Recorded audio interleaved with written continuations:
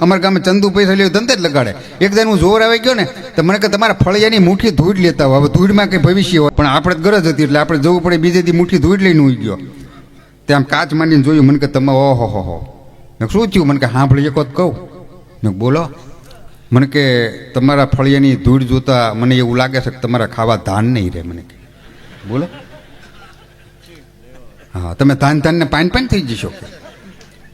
તમારા ફળિયાની ધૂળ જોતા મને એવું લાગે છે કે તમારો દીકરો મોટો બૂસ મારું થાય છે ને વહેલું મોડું તમને ગામ મુકાવશે. કે તમારા ફળિયાની ધૂળ બહુ અપવિત્ર છે.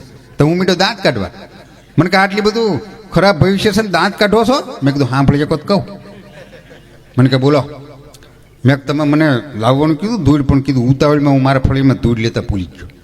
તમારા ફળિયામાં પગ દીધો ધૂળ સાંભળી. આ મુઠ્ઠી ભરીને લાવ્યો છું. જે ભવિષ્ય એ તમારું છે કીધું. મેં કંઈ દેવાનું? મને કે ના નીકળો, ફરીને આવતા નહીં.